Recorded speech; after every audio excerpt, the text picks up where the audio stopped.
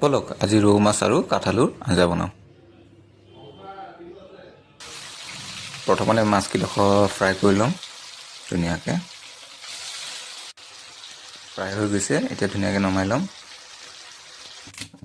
তাৰপিছতে এইখিনি মাছ ফ্ৰাই কৰা তেলখিনিতে তেজপাত এটা দি দিলোঁ আৰু লগতে পিঁয়াজো দি দিলোঁ এটা কুটি কিনে।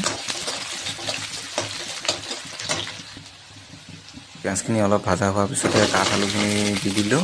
কাঠআলুখিনি বইল কৰা নাই, ডাইৰেক্ট দি দিছোঁ কাৰণ কাঠআলুটো ভাল হয়, সিজি যাব।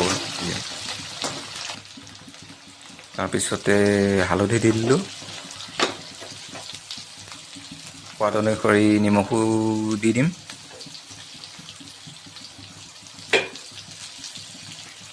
দি কিনে অলপ সময় লৰাই ল'ম।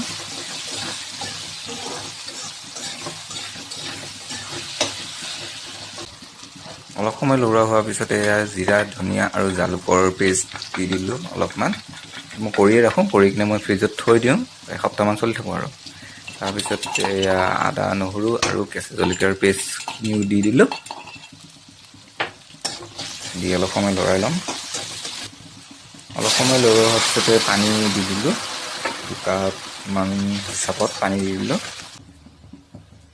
পানীখিনি উতল আহিব ধৰিছে, তেতিয়াই গোটা দুটা বিলাহী আৰু 2-3টা শুকান জলকীয়া দি দিছোঁ গোটাকৈ।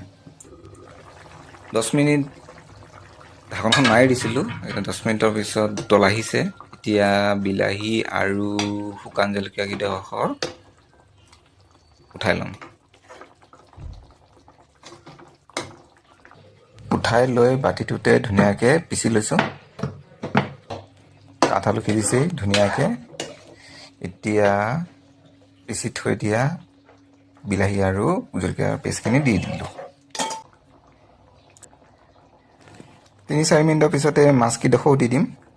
মানুহ যেইজন সেইকেইজন হিচাপতে দিম, গোটেইখিনি নিদিওঁ।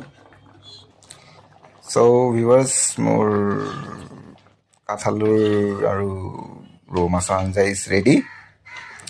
চ' এবাৰ কমেণ্ট কৰি কিনে জনাব কেনেকুৱা পালে ৰেচিপিটি। ধন্যবাদ।